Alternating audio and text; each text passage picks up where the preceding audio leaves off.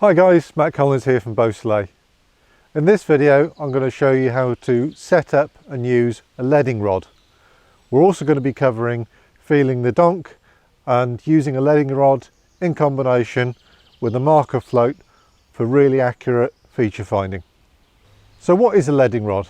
So this is just one of my standard 3¼ pound fishing rods. I've unclipped the rig. We've just got a piece of leadless leader, 3-ounce lead on the clip. We've got mono on the spool and we can use this as a leading rod. The problem is the mono is too soft to give much of a feel. So you can do it, but it's not really what I would call a true leading rod. In order to make a proper leading rod, what we need to do is cut this leader off, change the mono for some braid. So all I've got here is a regular flat pair. This one happens to be an old one that the coating's cracked off, but anything will do. We've just done a 7-turn uni knot or double grinner to the braid. The braid's some 40-pound braid.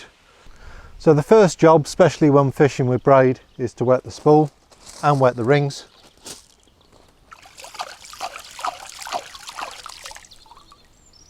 If you forget to do that, you might have an awful wind knot.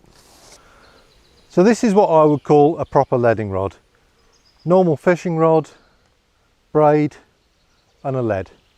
The reason why I use a leading rod more than probably a marker rod actually is that this setup is actually more sensitive. The thing is with a marker rod setup, the float and the leader that you have to put on the float in order to enable the float to pop up 100% of the time is that it takes sensitivity away from the system. With this, I've got a very sensitive setup. There's nothing in between me than the lead through the braid up the rod, and when I cast this around I can feel every little nuance on the lake bed.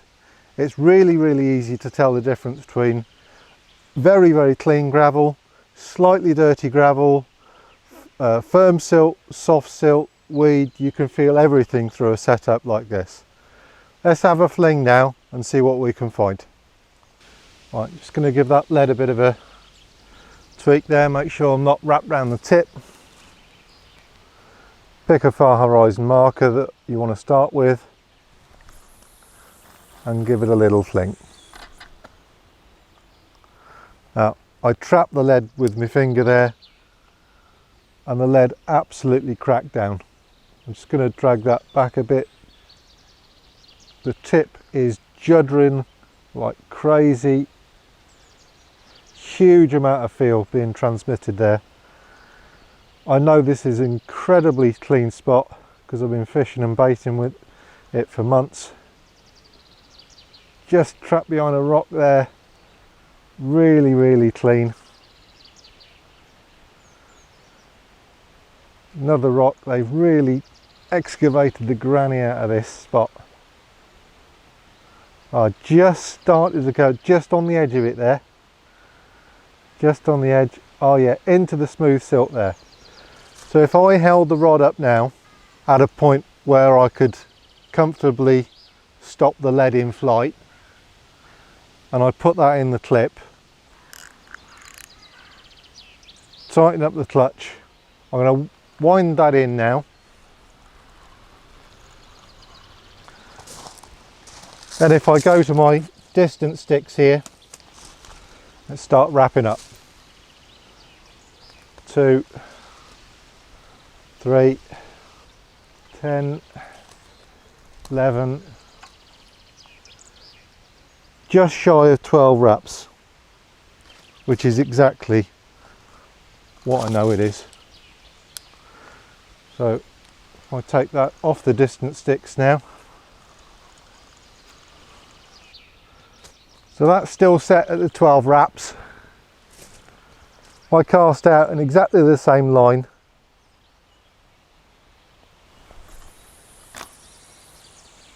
Hit the clip, soften the rod, land the lead at the appropriate angle, and if I just wind forward a little bit, tease that back, just on gravel and then off into the transition.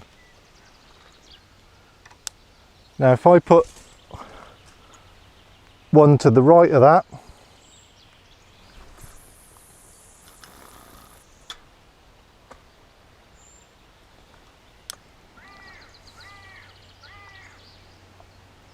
now I'm straight in the transition there.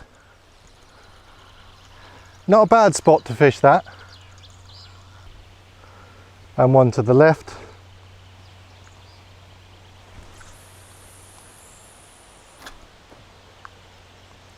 Now that felt a bit firmer. Yeah, definitely that was about a metre onto the spot there. So I've got a bit more room front to back if I go left of my first cast than I go right. So I need, if I want to fish right on the edge of the transition, I either need to be right on the line of my first cast or a little further left. Hit the clip, raise, dunk.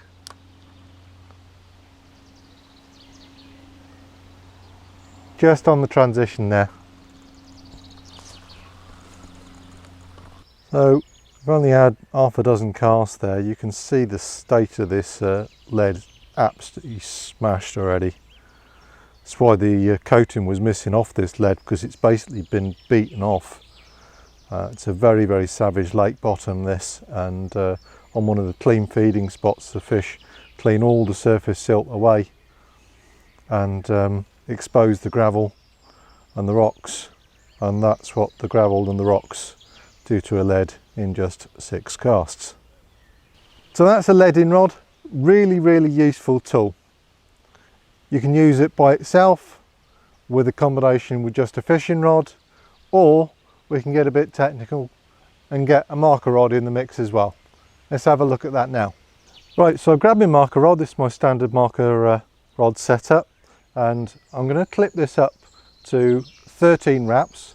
So we know that the front of the spot was at 12 wraps. I'm going to clip this up to 13 wraps, so that's one rod length basically onto the spot. And then I'm going to use the leading rod and lead left and right and a bit behind and a bit short of that, in order to make sure that I've put the marker rod roughly in the middle of that spot. 11, 12, 13. There we go, we're at 13 wraps. I could do half a wrap on or a full wrap on, but I'm going to do a full wrap on. So I've got a far distance mark there. There's 2 trees, 2 V-shaped trees. The middle of this feature is right in the middle of those 2 trees. Let's have a go at hitting that. That's just on the line of the left-hand tree there. About a metre too far to the left.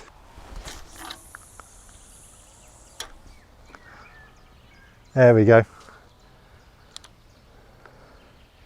Less than a foot out that. Now I'm just going to draw that back, because I've set the 13 wraps to a stop position of there. So if I cast a fishing rod and stop the rod at that position, I know that my 13 wraps is going to be absolutely true. If I lay the rod down like that, it's just kind of in line with my Delkims there.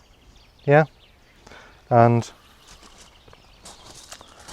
just going to make use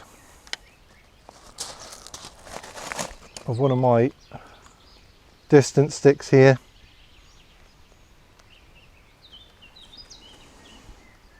Hook the marker rod on there like that. Safe then, it can't go anywhere. Sink the line, pop the float up.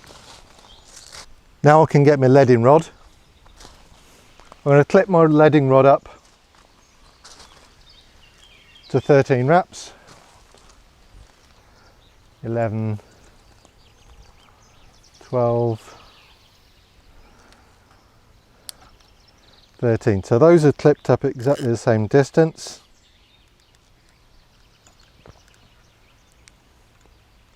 I always put them around the clip twice. Once can come undone, twice virtually never does. When you're winding in after putting them around the distant sticks, always try and keep tension on the line. Okay, so we've got our leading rod set at 13 wraps. We've got our marker rod popped up at 13 wraps, and I'm going to make a cast to the right.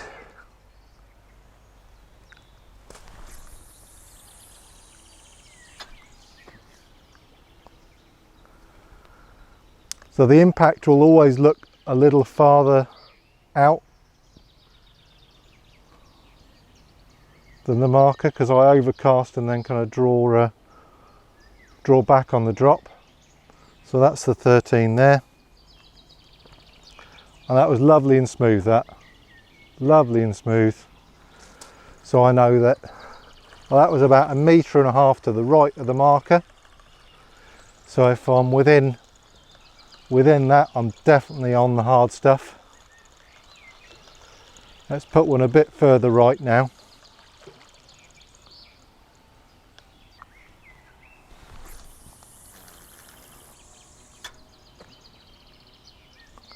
Now that was a soft thud, that. Definitely in the silt. Faint flash of gravel on the tip there.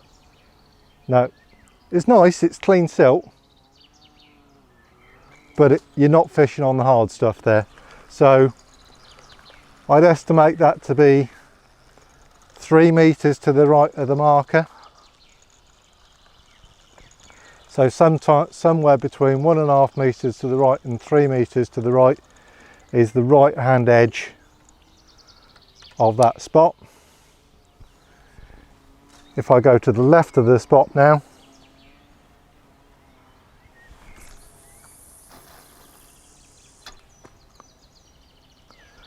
again, that's 1.5 meters to the left of the marker. Absolutely bang hard there. Really fine, clean gravel. Lovely spot, actually. I do prefer the kind of smaller, cleaner gravel rather than anything kind of rocky.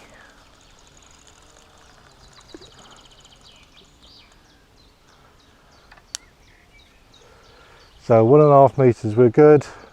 One further left again.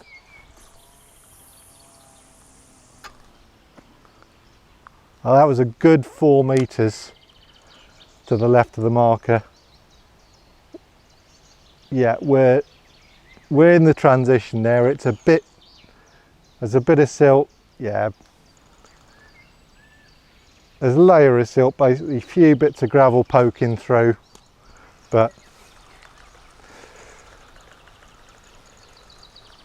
so I'd say that if I'm within 2 meters of the right of the marker, I'm on the gravel, and if I'm on at 3 meters to the left of the marker, let's try and do one at 3 meters. Yeah, 1.5 again. Boom. The other way of looking at this feature, you've got 2 V trees.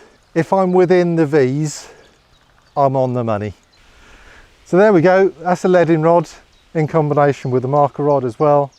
Very useful piece of kit, something I use every time I go fishing virtually. Really important tool for being able to fish accurately, and accuracy is everything in carp fishing. If you've got any questions or comments, do drop us a line.